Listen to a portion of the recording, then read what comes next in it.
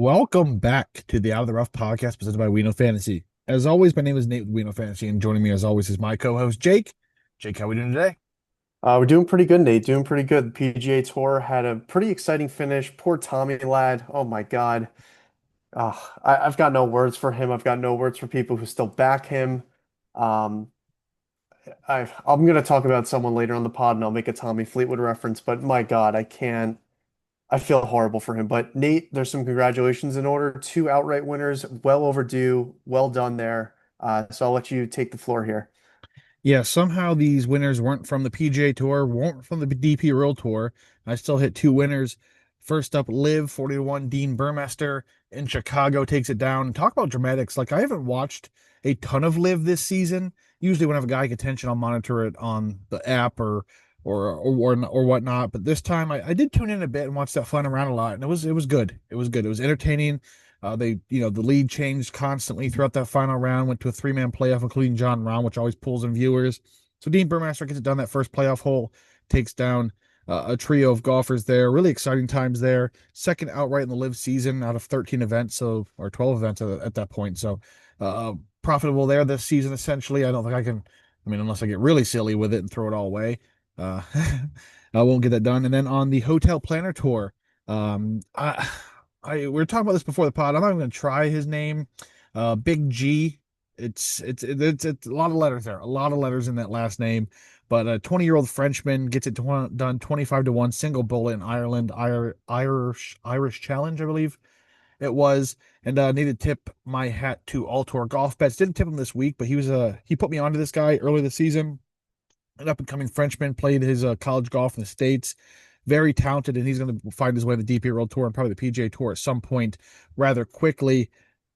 And that's it. That's why I looked to get into the Corn Ferry and more so the Challenge Tour this season, and that's why we brought in Andrew to do this and really put the pedal to the metal and introduce these guys to us, because these are the future. This is what really interests me about golf, is the development of these guys and getting to know them out of the gates, because we see it all the time on the PGA Tour, especially in the fall swing. These Corn Ferry Tour guys that, the casual fan don't know about, hops up and wins an event right away, and this is what gives you the leg up. Big G here pops to the DP World Tour next season and will probably compete for some titles. We saw it with the Rasmus Niergaard Petersons of the world and all those guys, the Challenge Tour promotees, Hotel Planet Tour. So shout out to him, and it was nice to hit back or two outrights in the same week, get us going in the right direction. Still a lot of golf to go. We have two PGA Tour events, including this week. DP World Tour still has like 3 months left. Challenge Tour, Corn Ferry, all of it. LPGA still grinding, so a lot of golf left to go, especially as we enter the fall series. With I love the way they do the fall series now. Adds a lot of implications and good golf down the stretch before we do that. Um, there was something else I want to talk about, Jake, but it's eluding me right now, so maybe I'll get to that at some point, and maybe it'll fresh in my mind. But beyond that, like we said, semifinals, essentially the PGA Tour, FedEx Cup standings, playoffs, whatever it's called. The penultimate event here, 50-man field for the BMW Championship down there in Maryland at the Caves Mountain Country Club. Hop into that. Before we do that, Jake, where people find you on social media? Yep, you can find me at DJ Friedman on Twitter. Both my outright cards for the DP World Tour and PGA Tour are posted there already, so be sure to check those out. Also, be sure to join your Discord, completely free to join, no hidden paywalls. Once you're in there, you have access to everything, including exclusive content from both myself and Nate. I post some matchups in there. Nate posts first round leader, different tours. Nate covers everything. He also keeps up with the community wage tracker where everyone puts their plays into a channel. Nate congregates them and posts them so that way, as the week goes on, we could see who's on what players. And this was a big week of congratulations to people across the board. So definitely nice to see who's on what and be able to congratulate them. Yeah, definitely a fun aspect of it. It takes a lot of work, but I love to do it. I love to see not only see our people win, right? We want to see our people do well. We're Yep. definitely a community in that Discord. We're not just Jake and I pumping our content to you, forcing down your throat and muting channels and not allowing people to express themselves. It's a true community. We developed some great friendships and some great partnerships along the way in there. So be sure to check that out, guys. Free tool to have at your fingertips. There's no reason not to be in there. That's exclusive tip of old Big G there and there last week. My live stuff's now on article form, but that was where I post my live stuff first round leader has been very profitable for me this season. That's all on there. Jake, I know your matchups have been very, very profitable. So a ton of money on the board, guys. All you do is got to hit that link, join us, and you don't have to say anything. Just mute it and check us out once in a while. And that's basically it. Yep. All right, you can follow myself, Nate, on Twitter at WKF Nate. Be sure to follow We Know Fantasy on all of social media at We Know Fantasy. Be sure to visit WeKnowFantasy.com for some more fantasy sports content, fantasy baseball, basketball, football, NASCAR, golf, everything in between. We have you covered on there. My weekly Out of the Rough golf betting article series, PGA Tour. You can find my DFS breakdowns. I'm not doing it for the playoffs here because it's a 70, 50, and 30-man field. There's really no need to do it. Disparity in lineups is too limited for me really to try to find an edge there. So we'll be back for the fall series in that aspect. DP World Tour, live golf each and every week. I'm trying to do LPJ each and every week. We had Craig doing that. Titanic stepped in for a few weeks, and now it's back to me. I'm going to try it this week with the Portland Classic, see how long I can keep going here with LPJ. That helps that the PGA Tour is winding down, so we'll see how things go that way. But yeah, check it out, guys. A lot of golf content on there and some more stuff to come. The Out of the Rough one and done's winding down. 2 more weeks of that. I know we had a winner on the major side of things. I know we announced in the podcast, but yes, that's winding down. There will be a separate one for the fall series to keep us interested throughout. And yeah, exclusive content on the WeKnowFantasy.com. Strokes game putting per grass type you can find there. Look to join the We Know Fantasy newsletter. Full placement charts free of charge as well. A lot of free content left and right. Just ask. All you gotta do, and you shall receive. All right, Jake, let's move forward. BMW Championship this week. This is a nomadic event that moves from course to course throughout the season and has served as the final stop or the penultimate stop for the PGA Tour FedEx Cup playoffs for the last this event. Excuse me, has served for a while here. I think 2007, somewhere around there. Yeah. The playoffs were implemented. Either way, second time at Caves Valley Golf Club in Maryland. Last time 2021. Patrick Cantlay won at like minus 27. And I'll get into it. I don't like this golf course whatsoever. This should not be a golf course to host this event. But 50-man field here, we're watching that 30 line. Magic numbers 30 to get yourself into the Tour Championship for the big bucks. Find yourself playing next week. Yeah, we'll go from there. But yeah, that 30 line will be the important number to watch. As it sits, Chris Goddard is 26, Jacob Bridgman 27, Victor Halbin 28, actually with TA 29th. Lucas Glover is 30th.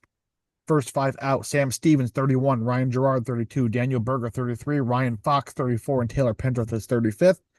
There are still some more notable names beyond that number that really essentially need if you're outside those top five right there, you essentially need a victory to get yourself in the top 30 at this point. One of the biggest names, Xander Schauffele, 43rd. Without a victory this week, he won't be playing next week in the Tour Championship. We'll have Keegan Bradley, Team USA Ryder Cup captain, defending champion, took it down last year at what was it, the winner last year at Castle Pines. He held off a trio of Ludwig Aberg, Sam Burns, and Adam Scott by his stroke.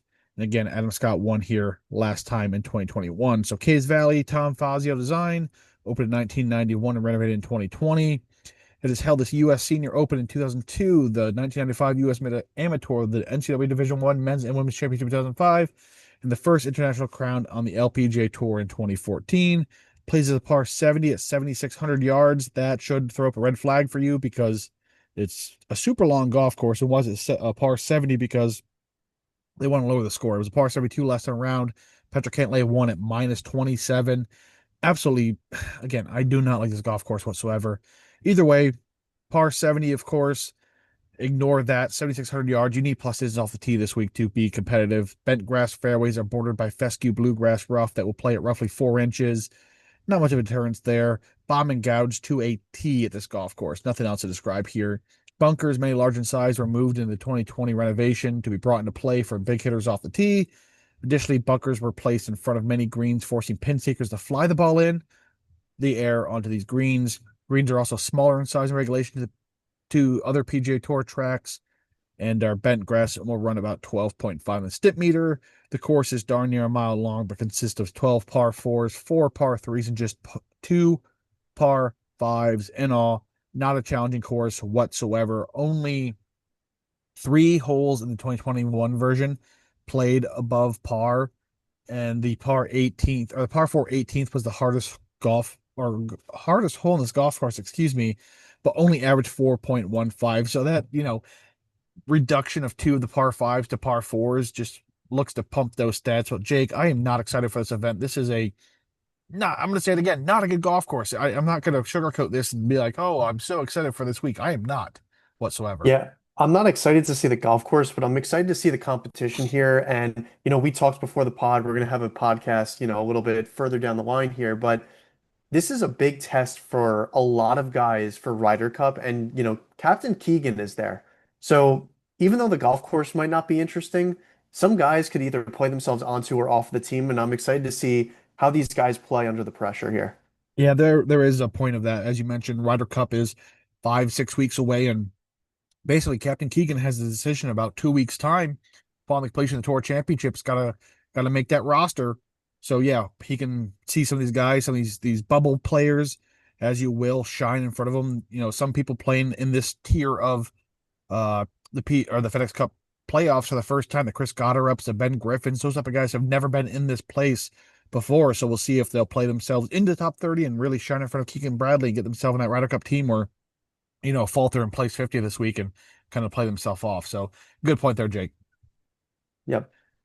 All right, on to our betting card this week. Mine is the easiest betting card I may have ever done. I have a single bullet this week. I'm not sure if I've ever actually done it, at least on the PJ Tour. I do it all the time, like the Hotel Planner, the Corn Ferries, the LPJ. I single bullet all the time. This may be my first time ever advertise a single bullet on the PJ Tour. Jake, I know you have a handful of guys, so I'll let you kick this one off here since I have one to talk about. Yeah, so I have four guys on my card here, and it's a bit of a mix, and I'll go through, some rationale, but we'll get through this pretty quickly. My first play here is 30 to 1 Cameron Young. I'm going with the hot hands here, and I said this a lot recently is, I'm gonna let Cam Young beat me. I'm gonna let him beat me. He finally did beat me, and we've seen it with a lot of these guys. Once the lid comes off, the wins can come in bunches, and this is a perfect place for Cameron Young. He is long off the tee and he's been very accurate too. So the off the tee has been incredible. His irons that struggled all season long have completely turned a corner. He gained more strokes on approach last week than he did in his win at the Wyndham Championship. So the irons are continuing their form, gaining over a stroke per round with those. And we know how nuclear he can get with the putter here. It just feels like a no-brainer to me. 30 to 1 is not the best number on planet Earth. If you told me at the beginning of the season I would be taking this number at Cameron Young for Cameron Young at this event, I would call you crazy. But here we are. He's coming off of a win and a fifth place finish last week. It just the stars are aligning, and I couldn't take him off my betting card here. Yeah, I don't blame you one bit. There is a lot of rationale behind having Cameron Young on your team at this point. And, Jake, if Cameron Young were to go on and win this event, I think you're talking about Ryder Cup Cam Young then, right? 100%. Yeah. So a lot to play for. And like you said, finally got that victory, got the lid off. I mean, this guy at one point, I think Tommy Fleetwood has a record actually, but had like the most runner-ups without a victory outside of Tommy Fleetwood, who has probably killed that at this point, especially with the handful he's had this year Yep. already. Um, but yeah, Cam Young, a lot to play for, and it's a 50-man field. People need to realize that, right? I know we still have the Scotty Schefflers, the Rory McIlroys of the world here, but it's a 50-man field. You don't have the full 155, 156 players, so numbers are gonna be a little squashed a bit because of that. But again, Cam Young 30 to 1 after a victory, and this is the guy to golf course. I mean, look at the preview podcast we've done for years here on this network, Jake. We've talked about Cam Young, potential U.S. Open champion, because he's long and accurate off the tee and can always bring a hot putter. That's what he's going to do each and every week. So I like that play. Yep. All right. Go with your next one, Jake, and then I'll do mine in between your four. Cool. Okay, so my next play here is going to be Victor Hovland at 40 to 1. People are completely blowing out of proportion. He had a horrible Thursday, right? He shot a 74. I think it was two or three over. He had a decent follow-up after that. He went 68, 67, 67 to follow up his three rounds and finished T32 last week at the FedEx.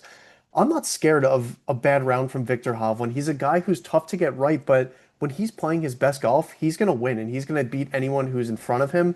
He's a guy who always brings an elite iron game. So that's really important this week. He's long off the tee and accurate. His off the tee is great. The putter can also get scorching hot. He won earlier this year at the Valspar. Had some decent form in the middle of that, but I thought 40 to 1 was just blowing it out of proportion. If he had played decently last week, I would have expected him in the 20 to 25 range. So I was happy to fire up a 40 on Victor. Yeah, this is outside of Scotty Scheffler. I mean, in terms of like pure ball striker, there may be no one better in the world at this point than Victor Hovland. I know you can argue like Colin Morikawa or someone like Hideki Matsui when they're on, but right now Victor Hovland is a premier ball striker on the PGA Tour, the best iron player one can argue in the entire world. So how can you not favor him in any golf course? He's not super short off the tee, he's not super long, but again, those irons are elite and they can really propel anyone when you're talking about, what do you do the most? I mean, unless you're doing a bad putting round, like what type of shots do you do the most on a golf course? It's usually your irons, right? So I love Victor Hovland. I've been on him several times, and again, that Thursday round was pretty awful. And I think at the point where I think I posted in the Discord, I'm gonna have to allow Victor Hovland to beat me before I get back on that train. And I say that often because I said that Colin Morikawa for 3 years now, and I still go back to Colin Morikawa all the time. We'll see here in, maybe next year at this point or early next year, I'll be like, "Oh, back at Victor Hovland." I just kind of forget what I said in this podcast. But yeah, love to play. Yeah, and he finished 17th at this tournament in 2021, and he won in 2023. So he's not shy to playing well at the BMW Championship here. Easy enough. All right, my next play, or I shouldn't say my next play, my only play this week, I'm going Rory McIlroy 7.5 to 1 plus 750, whatever you want to do this. And I've had, at this point, most people would have some form of bonus play or boosts laying around that you can throw on him to get him up to close at 10. And that's what I did. I had a 50% on one up to a certain amount of dollar amount, and I had like a 10% boost. So I'm playing him at roughly 10, 10 and a half, 9, 9.5, just scattered about to make up my full betting card like I normally would, spread around 5 or 6 people. It's just on Rory McIlroy this weekend. That's called a single bullet. I am here for it. I think this is the ideal golf course for Rory McIlroy, and he led my stats based model by a very long shot. And typically, I run a stats based model no matter what the golf course is, no matter what stats I put in there. Scotty Scheffler always pops as the number one guy. I'm not playing anyone at 2.5, 3, 4, 5 to win a golf tournament. Again, Rory McIlroy 7.5. That number still is doable for a single bullet, but again, with those boosts, it really, really helps, stomach that number. So going back to Rory McIlroy this week, what does he do better than anyone else on the PGA Tour? And that's driving distance outside of Aldrich, the pot guider this year. But again, when you combine that with the accuracy he combines, he is, historically speaking, he may be the best driver of the golf ball to ever exist in terms of pure distance and accuracy. So you have that going for him here. He is currently second on tour in average driving distance, 10th in birdie or better, 11th in tee to green, 16th in par fours, 18th bogey avoidance, 24 strokes in putting Bermuda. That's the thing that separates Rory McIlroy from, everyone else. We see these guys who can mash the ball a mile, then their short game is atrocious, and that's what keeps them out of the golf events. Rory McIlroy has made a living out of not only being the best, probably pure driver of the golf ball the world has ever seen, but he's also an elite putter at times. He can get scorching hot with the putter. Just a complete game. Of course, I mean, I don't know. I'm trying to hype up Rory McIlroy. He's a career Grand Slam, one of 8 guys to ever do this. Like, it's we're talking about one of the greats to ever play this game. 7.5 boosted up to about 10, 10.5, 9.5, somewhere around there. Single bullet Rory McIlroy. This may come back to bite me when he finishes 37th this week. But man, everything has this stars aligning for Rory McIlroy, and he's catched. I've seen a lot of flack about him, after winning the Masters. People are saying he's checked out. Like, what else does this guy have to do? He won the career Grand Slam. You're still talking about a guy who has still a lot of golf left on him. He's still in his 30s. It's not like he's 49 and won the career Grand Slam and then checks out. He still has the chance to go down as one of the greatest golfers he's already going to, but he has, a legacy, a history to play for, and checking out after a career at Grand Slam where he can still, at this point of his career, win a handful more majors, a dozen more titles. It's not like he is completely checked out. It's not like Tiger winning the Masters back in whatever that was, 19. 2016, 18 was it? I think it was 19. 19, that does sound about right. Either way, I mean, we haven't seen Rory since the US Open, or the Open, excuse me, where he finished 7th, prior to that second at the Scottish Genesis Open, 6th at Travelers, 19th at the US Open. That's not a track record of someone who's checked out. He's still Yeah. competing to win golf tournaments. He's going to win this week. Single bullet Rory McIlroy. Let's get it done. Yeah, if people are complaining about Rory being checked out, I think there's a whole lot of golfers who would have signed up for his resume and called Yeah, look at themselves that. checked out. 21st at this course. Sorry, he was fourth place in 2021 Yes, that when as he well. played this course. Yes, got my numbers mixed up there. But like you said, he fits this course to a T. It makes a lot of sense. And if you're on on the train of, oh, Rory might be checked out. Well, what's better than completing the career Grand Slam in a year than defeating US on US soil for a Ryder Cup? He's trying to get himself into form there at a course that, I mean, Bethpage Black is freaking ideal for Rory. Oh It's my a little gosh. scary, but hopefully get the Rory Scotty matchup. Anyway, back on track here. I love the play. I might be a little bit jealous of just firing off that single bullet, but here we are. Yeah, just think about this, Jake. We're in attendance on Sunday for singles of the Ryder Cup, and it's Scotty Scheffler versus Rory McIlroy. Oh my Yeah. goodness. Yeah, Oh that my group's god. going to be followed. All right, Jake, who's your next two plays here? Yeah, I'll run through these last two plays pretty quickly. You mentioned one of my guys. It's Hideki Matsuyama. I got him at 45 to 1. We talk about it all the time. I think we mentioned it on every single podcast. If he's in form, I'm not scared of Scotty Scheffler, Rory McIlroy, Ludwig Aberg, anyone chasing this guy down. I'm When not scared of Hideki, Ludwig Aberg at any point at this point, but yeah, anyway. but that's going to come back to bite us. Yeah, yeah, Um, for sure. But I waited so heavily approach this week that it is no surprise to me that Hideki popped in as value in my model. This guy can get scorching with the irons. We talk about it for the 3 millionth time. We know that he's not the best putter in the world, but when his irons are clicking, he puts it within 5 feet and he taps it in. These greens are not that difficult. As long as he could find fairways, his irons are going to be good enough, and we just need the putts to find the cup. Yeah, love to play. Everything about that you talked about it. And going back to Ludwig Oberg, like when I saw this golf course, like I was like, I would love to bet Ludwig Oberg here. The numbers still, suggest that this is a guy who competes for victories each and every week. He's playing like 20, 22, even 50-man field. I can't stomach that number with one career victory. I mean, he has two, but one was a fall series, one victory, and every time he is in contention, he just falters or has a one horrible round. So again, Rory McIlroy was kind of, I guess, the backup plan because I really want to go with Oberg if I could get him close to 30. But we're Yep. talking 2022. I just can't stomach that number. No, no, he was bet down pretty hard. Okay, moving into my last play here. I'm going all the way to the bottom of the board, and this was a guy I was surprised to see at this number, and it's still lingering around. Jonathan Vegas, 130 to 1. When you think of bomber iron player, that is the first guy who comes to my head here, really. I took him at the 3M last year with that same exact profile, just praying he got a hot putter, and he did and won. In a very small field, I'm getting a guy at 130 to 1 who's plus distance off the tee and who has elite iron play. He gained with the putter last week at the FedEx and finished T14. I'd argue he's coming in on some decent form there. I could not steer myself away. The last time we saw him at the BMW Championship, you know it, 2021, where he finished T38 at this same exact golf course. T38 is nothing to brag about, but this guy hasn't been in this position in a really long time. There's some, I would say, added motivation for that reason to keep himself, plowing through these playoffs, put himself in a good position for next season. So at 131, I think that there's some decent value on a 40-year-old Jonathan Vegas. Yeah, no, we saw it at what was it, 3M Open 2 years ago. He has the ability to just have it all come together in any given week and just post a really, really low number. Yep. 50-man field, anyone at 100 plus, I would not be like, oh, that's a horrible play unless you're Bryant Campbell. Again, that could probably come back to bite me. Two-time winner of the PGA Tour this season. I don't know what I'm talking about. But again, I mean, there's a lot to it. The guy crushes the ball. He could putt. He could do it all. So again, he's got some good irons as well. Really like to play. It's a big number in this small field. I mean, crazier things have happened. Yep. All right. Well, that's it for this week's BMW Championship on the PGA Tour. Next week, we'll talk Tour Championship and we'll conclude the season. Then we'll get right into the fall series and, have some fun there because that things get pretty crazy. If you like to bet the DP World Tour, we'll give you another version of that here in the fall series with just some different names.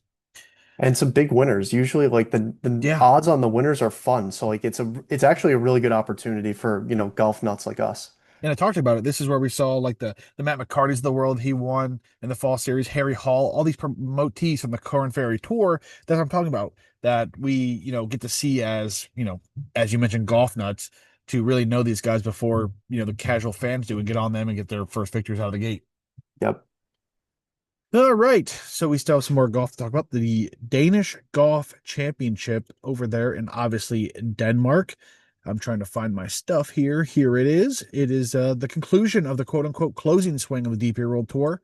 Following this week, we'll move into the quote unquote back nine, which will see a lot of the premier events of the DP World Tour, the flagship events, as you may, especially next week's Betfred British Masters, hosted by Sir Nick Faldo, the official title right there. But yeah, this week, the Fresso Golf Club in Copenhagen, excuse me. Event formerly known as like the Made in Himmerland, the Made in Denmark. First played in 2014, has been played on the DP World Tour schedule ever since. Thomas Bjorn, Denmark's most successful golfer, 15-time DP World Tour victor, has reassumed the position of chairman for this golf event. So good to see him involved. And that's what I remember I want to talk about earlier in this podcast, Jake, is I love to see the development of golf in some of these countries. Denmark has done it. Thomas Bjorn was like the guy, the saying goes, he walks so everyone else can run. And that really is true here in Denmark with these up and coming youngsters. I mean, Rasmus and Nikolai were kind of the spearheads of this recent wave of it. Then you have the Nicholas Norgards, the Rasmus Norgard Petersons, the Jacob Skovalassens. You have a ton.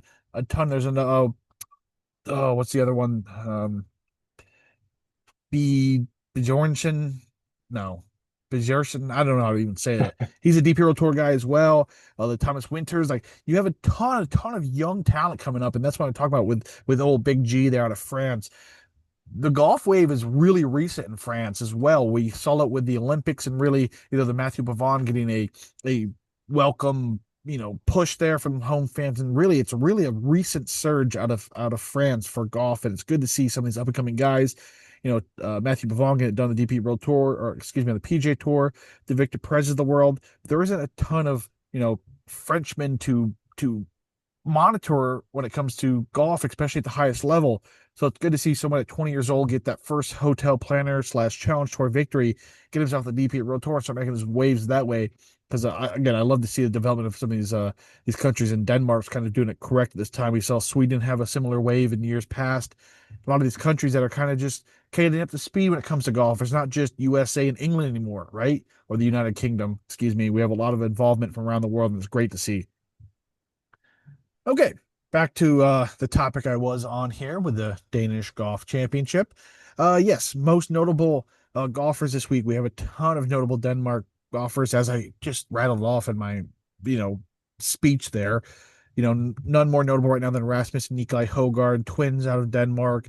Multiple time winners on the DP World Tour. You have Nikolai, who was a Ryder Cup member, a winner last time around. Rasmus will probably take that spot from him this year. I don't know. Nikolai's been outdoing Rasmus a lot down the stretch here. It's going to be interesting which one of those two, or if both make the team. That'd be pretty cool if they do. Yep. Yeah, Nicholas Norgards, Thorborn Olsen, Jim Winther, Rasmus Norgard Peterson, Hamish Brown, Lucas Bjerregaard, and Thomas Bjorn are notable Danes, as you will, golfers teeing it up this week. Other notable DP World Tour regulars: Marco Pinch, Daniel Brown, Adrian Sedair, Nikolai Van Delhausen, Christopher Raiton, Eugenio Shakara, Julian Guerre, and Ewan Ferguson lead the way. And of course, we do have some with the PGA Tour playoffs. We have a lot of guys that are going to bounce back here and try to play themselves back with a PGA Tour card. Some guys who have failed to do that, and a few of them, I'm not sure if these guys are actually in that boat, but that's kind of the idea here. Some of these guys are just coming over and playing some golf because they're European-based golfers. You have the Matt Wallaces, the Jesper Svenssons, the Sammy Velamakis, the Jeremy Pauls. Frederick LaCroix won this event last year, but at the Lubker Golf Course by 4 strokes over Bjerregaard and Romain Lansquois to claim his maiden PGA or DP World Tour victory. I said a lot of words there, Jake. Course this week, par 71 at 7,026 yards, deemed as one of the best golf courses in all of Denmark. Best described as a parkland-style course that has made multiple ponds and play throughout. Founded in 1975, was laid out on land donated by the council. It was originally constructed as a par 3 course, but was expanded to a 9-hole course, and by 1989 was formed to a full 18-hole layout. In 2015, in celebration of the course's 40th birthday, the new Fiereso golf course was opened, expanding the venue to 27 holes with 3 9-hole loops. The original 18-hole championship course comprises of the Farum and the, Hesgårdsgård nines. That's not even close. During the 2015 renovation, every green complex and every bunker throughout the property was rebuilt. Situated in a protected area, the course is surrounded by history. The history is prevalent with the historic, oh God, Hess Gordbard. I don't even know it. Nailed it. Yeah, that's the exact pronunciation right there. A former farmhouse dating back to the 14th century that sits in the center of the property. The historic structure now serves the course's clubhouse and houses a restaurant. As for the course off the tee, golfers will look to avoid strategically placed hazards such as ponds and sand bunkers. The course is known for its lush greenery, which includes heavily tree-lined fairways. Although some of the course's fairways are guarded by trees, others are wide open, allowing for a mixture of both bombers and plotters to attack this course alike. The course consists of 4 par 5s, 9 par 4s, and 5 par 3s, a unique combination of holes for sure. The fairways and rough are fescue as the greens are bent grass. Jake, anything to add here before we move forward? No, I think you covered it. There we go. All right, back to this. I have a four-man card, Jake. What do you Same have? here. I've got four. All right, I'll kick things off here, and I went pretty low here, and it's probably no surprise. Matt Rasmus Niergaard Peterson. I've been all over him this entire season, and full transparency. Again, I used a few of my boosts, and I'm gonna. I don't know if I should start naming books. I guess I shouldn't. But there are some books where you accumulate some cash throughout placing bets, then you can use that cash to buy boosts on whatever you do. You don't have to wait for them to be given to you. If you played multiple books, you know what book I'm talking about. Really like that one because you can basically boost whenever you want if you use that book enough to get even 10%. And if you're playing these lower numbers and you're like, man, I want to play Rasmus Niergaard Peterson, but he's at 14. I really like a 16 or a 15. You can make that number yourself essentially by using such a book. Yep. Either way, that's what I did here with Rasmus Niergaard Peterson. Again, I would still play him at 14. You can construct a card right around 14. I think this is the event for him to play. Love him this week. Currently third on tour in total driving. I made that up at 60% accuracy and 40% distance. He's eighth in sand saves, 12th off the tee and par fives, 23rd on approach, 36 in scrambling, 46 in par threes, 62nd in putting. Last saw him at the Scottish Open where he missed the cut but placed 14th at the BMW International Open prior. Let's also not forget, this guy was 14th at the U.S. Open this season. He played a PGA Tour event back in, I think it was Puerto Rico, where he was second, the runner up there. This is a PGA Tour guy in the making. He, has blew his way through the rankings. He started the Hotel Planet Tour like last season. Like within 12 months, he went from Hotel Planet Tour status to runner up on the PGA Tour schedule. This is a superstar in the making. Again, I absolutely adore what the Danes are doing with their development of golfers because they're making superstars left and right over there. It's not like they have a few trickle in. They have a handful of 20 to 25-year-old potential superstars in the PGA Tour. This is one of them. Looking for that maiden P or DP World Tour victory yet. Try to get that before it's the DP or to the PGA Tour. But man, 14-1, it's a low number, but man, you can make it work and then get yourself a few boosts to get to 15, 16, even 17 along the way. So that's where I'm at, Jake. Yeah, I think the books are kind of hosing us this week because it feels like Oh, there's like 10 or 15 guys that are under like it 25 to doesn't make 1. sense like how they Someone's develop. got to drift. Yeah, it doesn't make sense. It has to be tiered in a way, and it's just not tiered properly. No, we've No, been doing this for a long time. We can see what a tier should be, and this is not it. yeah, it's really frustrating from like a betting standpoint because like you have to play some of these top end guys because they're putting the top 15 guys Hmm. at these numbers. So I can't fault you at all for going for Rasmus Njergaard Peterson, home open. It makes a lot of sense for him to get it done here. He's an incredible driver of the golf ball, and that's always so important. Also a great iron player. So I love the shout there. I went a little bit of a different direction, but I mean, I can make an argument for any of these guys that are under 25 to 1 because they're all in good form and very good golfers. This is a great field. Yeah, you also got to think some of these guys have spent the better part of 9 months playing golf in the United States, and they're coming over here on a week or 2 week trying to play a golf tournament right out of the gate. It's going to be tough. I mean, we see golfers do it all the time for the Open or whatever, but they're there for a month, 3 weeks to get to this point. So we'll see how some of these accommodate. But man, it's a really, really weird book this week because you mentioned there's 10 or Yeah. 15 golfers. They're basically all the Danes that are from the PGA Tour, plus Rasmus Njergaard Peterson. You throw in the Marco Penge of the world and a few other guys like that. It's really weird how it's set up. But yeah, I really like Rasmus Njergaard Peterson this week. So we'll see what comes of it. And again, might come back to bite me in the butt. But again, if I win at 14-1, it's still a win. Yeah, you take a win wherever you can get it, and I'm hoping to get it this week because this guy eluded it last week. It's Christopher Ryeton. He finished T3 last week. I was on him. I Same got here. him at just short of 20 to 1. A book hung a stupid number, like plus 1980 or whatever. So I took it. But That's anyway, weird. for lack of better terms, 20 to 1, Christopher Ryeton. He's just been playing some absolutely unreal golf. Since his win at the Sudal Open, he's just been pounding the top 15 of the leaderboard week in and week out.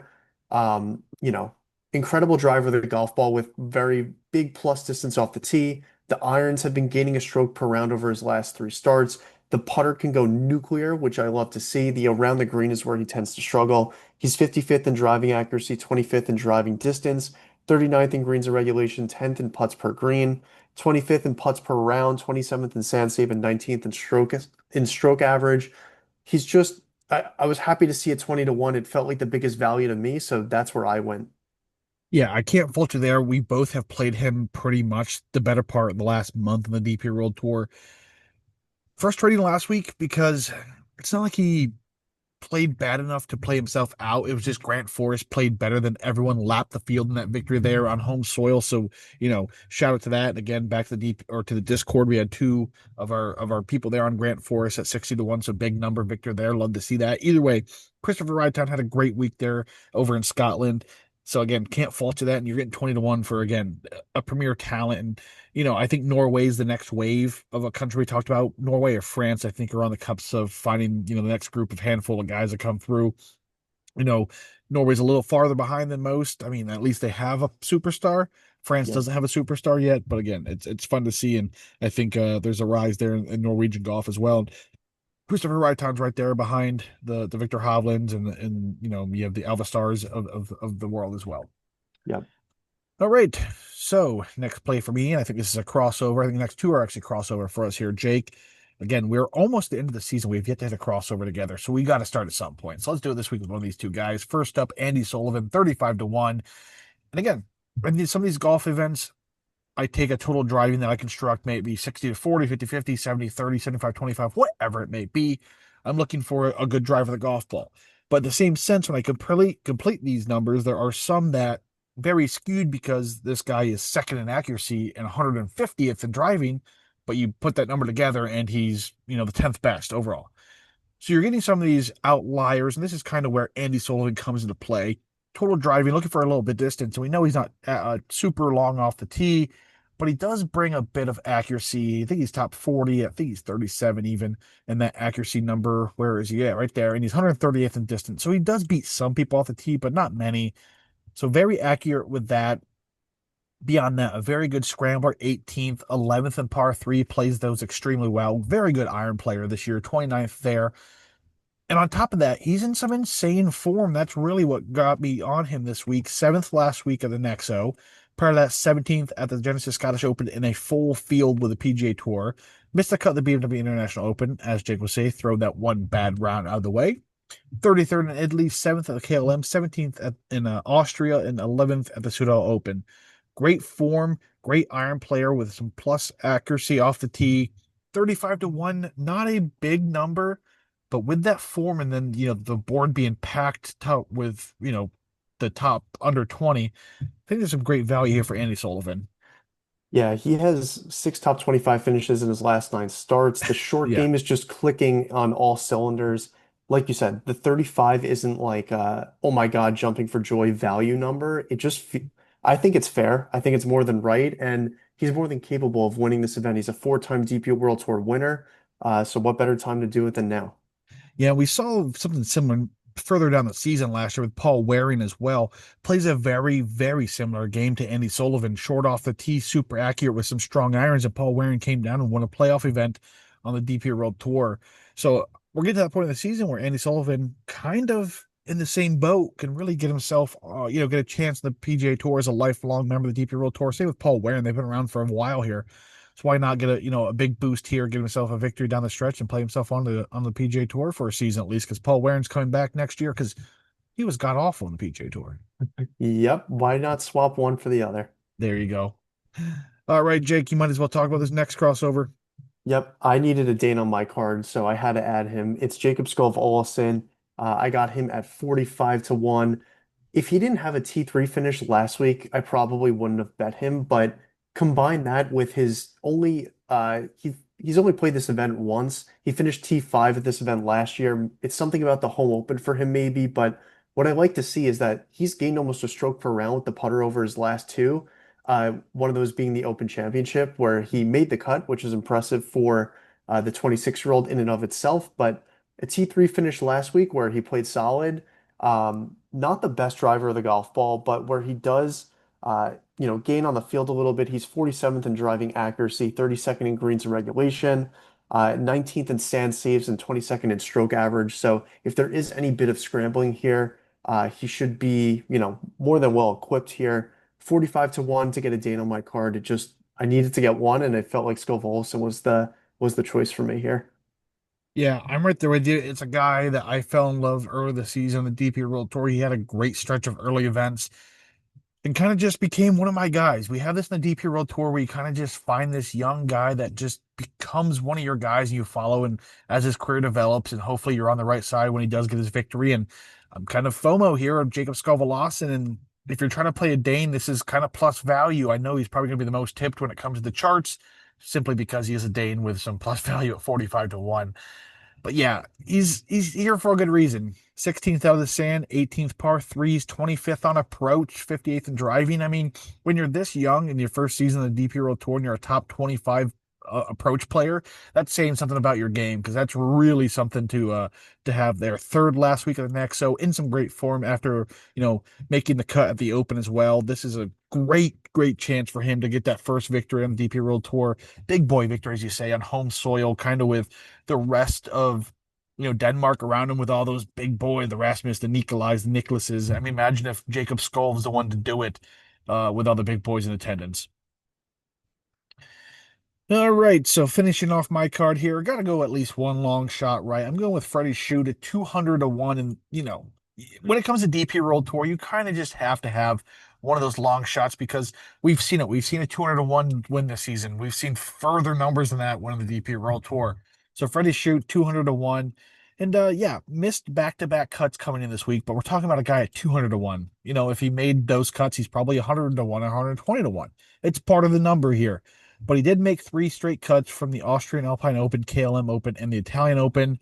18th on tour in par threes. He's 20th in total driving, 26th out of the sand, 34th in par fives, 37th off the tee, 52nd in putting, 67 scrambling, 115 on approach. The approach number is really what's keeping him down. And again, the most important aspect of any golf course is that approach.